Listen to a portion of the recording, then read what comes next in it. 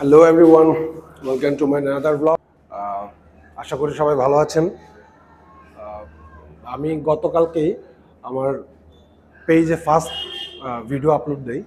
তো আমার ভিডিওতে অনেকেই রেসপন্স করেছেন, অনেকেই রিয়েক্ট করেছেন, তার জন্য সবাইকে ধন্যবাদ।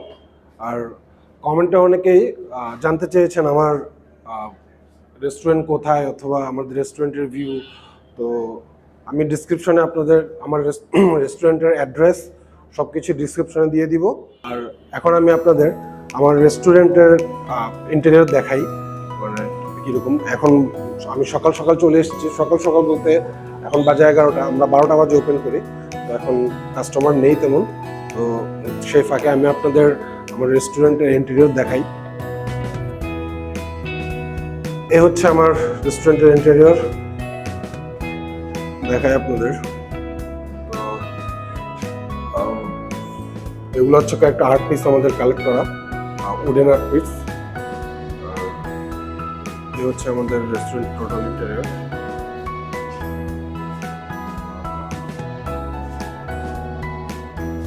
আর উনি হচ্ছে আমাদের শেফ, এ হচ্ছে আমার ভাবি।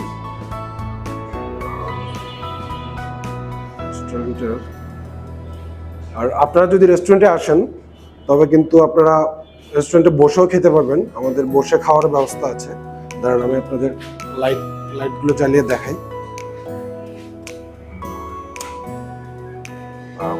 এ হচ্ছে আপনার বসে খাওয়ার ব্যবস্থা,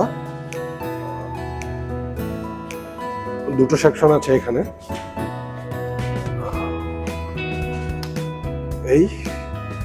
এখানে একটা, এইখানে একটা, এই দুটো। আর আপনাদের একটা আপনারা জানেন কিনা জানি না, তবে আপনাদের একটা বলে রাখি, আমাদের পূর্বপুরুষরা, মানে আমাদের পাহাড়ি আদিবাসী পূর্বপুরুষরা কিন্তু কোনো সময় ডাইনিং টেবিল ইউজ করতো না। সবসময় মেজাঙে বসে খাওয়া দাওয়া করতো, মাটিতে বসে মেজাঙে বসে খাওয়া দাওয়া করতো। তো ঢাকায় হচ্ছে আপনার মেজাং ম্যানেজ করা খুবই ডিফিকাল্ট। তাই আমরা মেজাং ম্যানেজ করতে না পারলেও সে ভাইবসটা দেওয়ার জন্য আমরা বসে খাওয়ার ব্যবস্থাটা রেখেছি। তো আপনারা যদি কখনো রেস্টুরেন্টে আসেন তো ফ্যামিলির সাথে বসেও খেতে পারবেন। আর আমাদের রেস্টুরেন্টের কয়েকটা আর্ট পিস আপনাদের দেখাই। এ হচ্ছে একটা পোর্ট্রেট, এটাকে আমি সবাইকে পরিচয় করে দিই, উনি হচ্ছে আমার দাদি।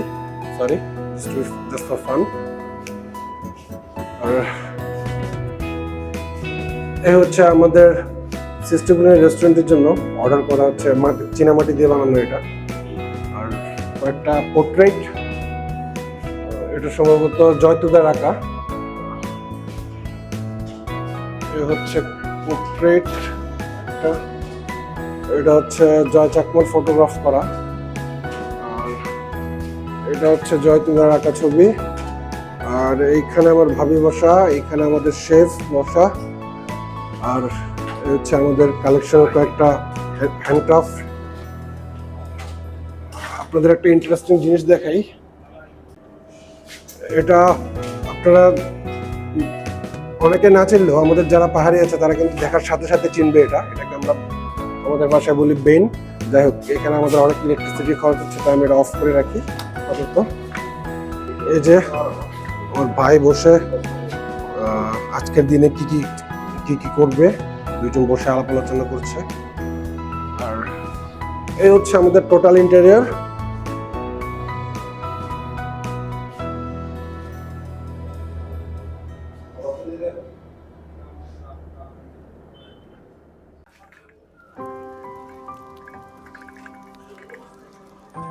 সো ফ্রেন্ডস, এখন বাজে অলমোস্ট 4:30-5টার মতো। বাইরে ঝুম বৃষ্টি হচ্ছে কাজীপাড়ায়। আর এই ঝুম বৃষ্টিতে আমি প্রেফার করি রোজেলা টি। এই যে রোজেলা টি,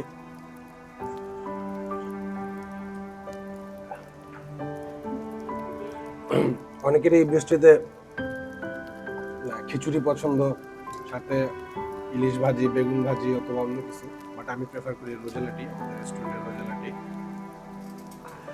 আমার পাহাড়ি ফ্রেন্ড যারা আছে তারা জানবে যে রোজেলা টি কি, বাট যারা আমার বাঙালি ফ্রেন্ড আছে আমি শিওর অনেকেই জানেন না যে রোজেলা কি। রোজেলা হচ্ছে এক প্রকার ফল, যেটা হচ্ছে আমাদের পাহাড়ি এলাকায় পাওয়া যায়। তো ওই ফলটার সাথে আরো অনেক কিছু ইনগ্রিডিয়েন্টস মিক্স করে আমরা হচ্ছে এই চায়ের নির্যাসটা বানাই। আর এখানে ইউজ করি আমরা চিনি, ইউজ করি না, টোটালি আমরা চিনি একদম ইউজ করি না। এখানে আমরা ইউজ করি চিনির বদলে মধু ইউজ করি। সো সব অ্যাঙ্গেলে এই চাটা হচ্ছে একদম healthy and perfect for everyone. So cheers.